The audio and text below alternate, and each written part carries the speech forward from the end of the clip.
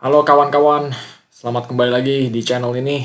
Hari ini gue mau ngomongin tentang Spanyol melawan Prancis, partai semifinal yang dimenangkan Spanyol dengan skor 2-1.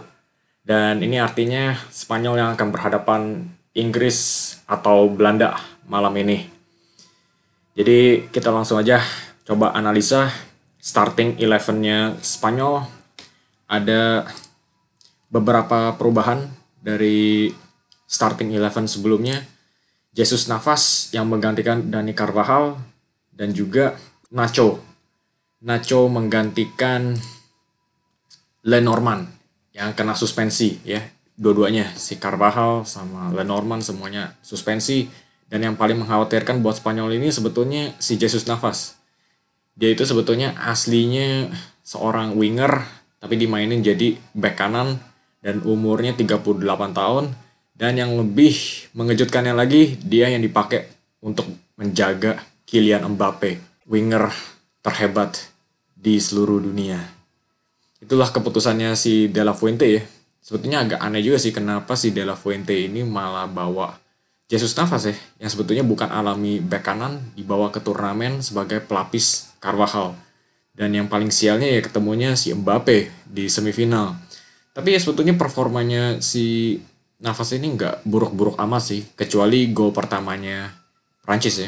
Dan untuk starting line-up-nya Prancis, Kolo Muani yang menggantikan Griezmann. Kolo Muani itu sebetulnya pantas untuk dimainin dari awal karena dia kalau gue lihat lawan Belgia juga mainnya cukup bagus. Dia hampir nge-score, cuma dibilangnya itu gol bunuh diri dari Jan Vertonghen. Kalau kita lihat dari lini tengahnya Prancis, ya itu sesuai dugaan. Mereka itu bermain yang penting rapat, nggak mau kebobolan, oke? Duduk manis. Kante, Tchouaméni, Rabiot, binatang-binatang ini siap menerjang, siap menjaga, mengunci ruangan. Di belakangnya ada Upamecano, Saliba, Konde. Udah kelihatan prinsipnya si Deschamps. Mereka itu cuma mau ngedefend doang dan coba mukul Spanyol lewat serangan balik. Dan dengan pergantiannya si Kolo Muani ya untuk Griezmann, sebetulnya titik kreatifnya Prancis itu ada di Griezmann. Tapi dengan pergantiannya Kolo Muani ini, titik tumpunya itu semuanya ada di Kylian Mbappe. Siapa lagi yang bisa buat peluang? Dan itulah yang terjadi ya di partai kali ini. Sebetulnya di awal-awal pertandingan Spanyol itu yang mendobrak. Ada satu peluang emas yang diciptakan oleh Lamine Yamal. Dia mencoba cutting inside dan langsung melambungkan bola ke Fabian Ruiz yang kerap nongol di tiang belakang dalam beberapa pertandingan terakhir ini. Dia melakukan sundulan tapi sayangnya dia bukan striker. Jadi sundulannya ya harus terbang ke angkasa. Dan itu chance pertama. Dan yang kedua, Kylian Mbappe langsung meneror Jesus Navas. Itu udah bukan kejutan lagi ya. Mbappe itu pasti udah jilat-jilat lidahnya sih. Lihat Navas ya, ini mangsa banget. Umur 38, bukan posisi alami. Dan satu lawan satu nih dengan Navas. Navas nggak bisa apa-apa. Terus ya si Mbappe langsung nge-cross ke tiang belakang, ada Kolo Muani langsung disundul. Jadi dengan gol ini Kolo Muani ya memang bilang ke Deschamps kalau dia memang pantas buat dimainin dari awal. 1-0 buat Prancis agak sedikit mengejutkan karena Spanyol yang lebih difavoritkan, tiba-tiba Prancis yang sebelumnya nggak pernah mencetak gol dari open play, ya, karena 1 gol dari titik putih penalti, 2 gol bunuh diri, tiba-tiba langsung bisa mencetak gol lawan favorit baru keluar. Jadi ini mungkin bisa mengindikasikan ya kalau Prancis ini sebetulnya mainnya lebih bagus dengan Spanyol, karena ya Spanyol pastinya bermain lebih menyerang dan memberikan lebih banyak ruang, dan untuk pemain seperti Mbappe dan Dembele ini pastinya gaya permainan yang lebih cocok. Nah, sejak 1-0 Spanyol langsung mulai mendominasi pertandingan. Mereka menunjukkan si Spanyol ini. Kalau mereka itu memiliki semangat yang luar biasa. Mereka sangat tenang walaupun mendapatkan kendala ya, ketinggalan 1-0. Mereka yang difavoritkan ketinggalan pastinya harus mencoba untuk mengangkat dirinya lagi. Dan tiba-tiba yang menjadi pahlawan itu adalah si Lamine Yamal yang tiba-tiba nongol dari sayap kanan. Sekali lagi dia berhadapan 1-1 dengan Rabiot, bikin si Rabiot puyeng 1-1 ya, gocek kiri kanan, dan sebetulnya ini juga perseteruan yang menarik karena sebelum pertandingan si Rabiot ini main games ya, atau bermain psikologi dengan Yamal. Dia bilang si Yamal ini harus bekerja lebih keras lagi, harus bermain lebih bagus daripada biasanya untuk bisa bawa Spanyol menjadi juara. Ini seperti memberikan tekanan lebih buat Yamal yang baru berumur 16 tahun. Tapi kenyataannya Yamal nggak kemakan dengan tipuan-tipuan muslihatnya Rabiot dan ditemukan dengan yang di atas 1-1 dengan Rabiot, dikasih gocek-gocekan satu kiri kanan dan langsung ditendang. Tendangannya jarak jauh, lambungin, kena tiang, kiper Maignan gak ada harapan, dan gol 1-1.